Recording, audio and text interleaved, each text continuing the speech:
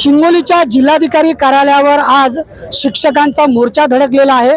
अनुदानाची मागणी करत हे शिक्षक सरकारच्या विरोधामध्ये पेटलेले आहेत आणि या आंदोलनादरम्यान एका शिक्षकाला ढसाढसा रडू कोसळलेला आहे। सरकारपेक्षा इंग्रज बरे म्हणत या शिक्षकाने सरकारकडे अनुदानाची मागणी केलेली आहे। सर, आपल्या डोळ्यात अश्रू आलेत, आपण तुमच्या सहकाऱ्यांसमोर ढसाढसा रडलात, अर्थ हाक दिली सरकारला, काय मागणी आहे? आमची मागणी रास्त आहे सर, की आम्ही 20 वर्षापासून ज्ञानदानाचं काम करतो।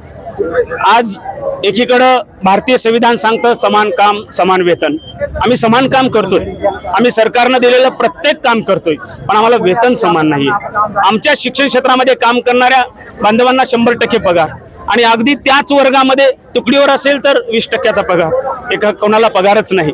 ही जी दुरावस्था आहे ही दुरावस्था बदलली पाहिजे। आम्ही म्हणलो की शासन इंग्रजापेक्षा बेहतरच आहे, कारण मी अतिशय अभ्यासू वक्तव्य केलेलं आहे। याच्या पुढे जाऊन म्हणेन मी, या महाराष्ट्र सरकारला जर छत्रपती शिवाजी महाराजांचा इतिहास माहीत असेल तर माझं सरकारला विनंती आहे, आपण शिवाजी महाराजांचा फक्त फोटो डोक्यावर नका घेऊ। तुम्हाला शिवाजी महाराजांच्या विचारानं जायचं असेल तर शिवाजी महाराज सुद्धा त्यांच्या मावळ्यांना पगार देत होते। त्याच्या पुढे जाऊन म्हणतोय, जर तुम्ही वेळेवर पगार आमचा दिला नाही, आमचा टप्पावाढ केला नाही तर औरंगजेब सुद्धा पगार देत होता। मग तुम्ही औरंगजेबाचा वारसा चालवताय का?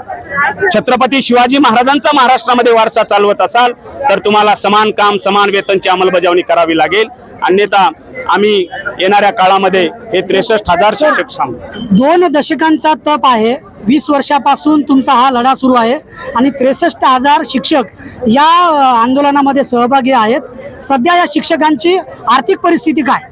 आर्थिक परिस्थिती एवढी वाईट आहे सर, मी स्वतः 3 ठिकाणी छोटे मोठे काम करतो पडलेले, आणि त्याच्यानंतर आम्ही शाळा करतो। कुणी शेतामध्ये खुरपायला जातं। तुम्ही पगार जास्त न मिळाल्यामुळं काय काम करता?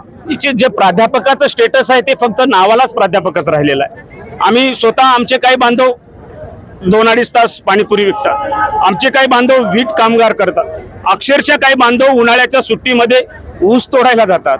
काही बांधवची तर एवढी वाईट परिस्थिती आहे की ते सकाळी शेतामध्ये कोणाच्या तरी फवारायला जातात। माझा एक हिंगोलीचाच बांधव आहे, तो सकाळी फवारायला कोणाच्या घरी गेला माहित आहे?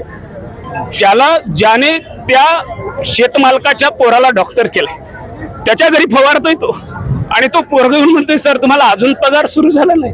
अरे काय करायचं नेमकं आम्ही? हे अश्रू भेकडाचे अश्रू नाहीयेत, हे अश्रू सात्विक रागाचे आहेत। आणि म्हणून माझी सरकारला विनंती आहे, या अश्रूचं जर तुम्ही मोल घेतलं नाही ना, तुम्ही लायकच नाही। तुम्ही इथून पुढे राजकारणात उभाच टाकू नका, कारण या महाराष्ट्राला फार मोठा वारसा आहे। या महाराष्ट्रामध्ये दूरदृष्टीचे नेते जगाला दिलेत, देशाला दिलेत नव्हे। संयुक्त महाराष्ट्राच्या लढाईमध्ये शेतकऱ्यांनी सगळ्यात मोठं बलिदान दिले। त्या साने गुरुजीला तुम्ही विसरू नका, त्या अण्णाभाऊला तुम्ही विसरू नका, त्या बाबासाहेबाला तुम्ही विसरू नका। माझी आपणास विनंती आहे की तुम्ही 63,000 शिक्षकाचा प्रश्न एकदाचा बंद करावं। आम्हाला 100% पगारीचा शासन आदेश द्या आणि आम्हाला मोकळ्या मनानं आमच्या विद्यार्थ्याला घडू द्या। आमचं दैवत विद्यार्थी आहे, कोणाला शोक उठलाय का इथं आक्रोश करायला? कोणाला शोक उठलाय? अजिबात आम्ही शोकानं नाही करत सर। पाठीवर अजून वजन द्या, पोटाला नका मारू। तुम्ही जर पोटाला मारत असाल ना, यापुढे आम्ही नाही गप्प बसणार, आमचं आयुष्य उद्ध्वस्त झालंय। पण याद राखा, आम्ही तुमचे सगळे, मी धमकी देणारच नाही, कारण मी शिक्षक आहे ना शेवटी।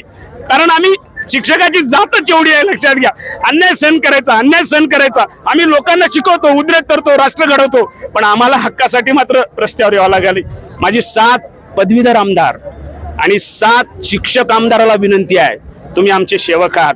आमच्या डोळ्यातल्या अश्रूची जर तुम्हाला कदर नसेल ना, तर तुमचे पद रद्द झाले पाहिजे, कारण तुम्हाला नैतिक अधिकार नाहीये आमदार म्हणून घेण्यात। तुम्ही कसले आमदार? इथं जर शेतकऱ्याचा एक तरी आमदार आला, अहो 14 आमदार दिलेत भारतीय राज्यघटनेनं। का दिलेत माहिती आहे? कारण राज्यघटनाकारांना माहिती होतं, अरे सगळे रस्त्यावर उतरले तर काही होणार नाही, पण शिक्षक बांधव जर रस्त्यावर उतरला तर राष्ट्राची अब्रू जाईल, कारण हा पिढी घडवणारा शिक्षक आहे।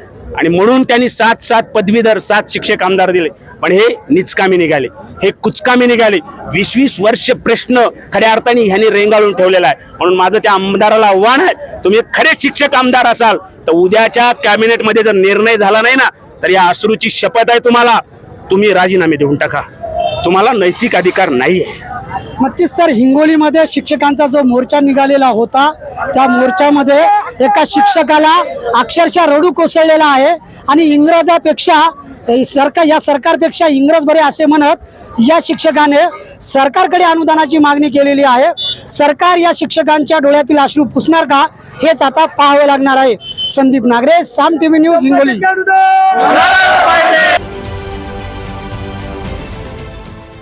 देश विदेशातील प्रत्येक घडामोडींचे लाईव्ह अपडेट मिळवण्यासाठी आता साम टीव्हीच्या सर्व सोशल मीडिया प्लॅटफॉर्मला लाईक, फॉलो आणि सबस्क्राईब करा. तसंच सर्व नोटिफिकेशनसाठी बेल आयकॉन प्रेस करायला विसरू नका.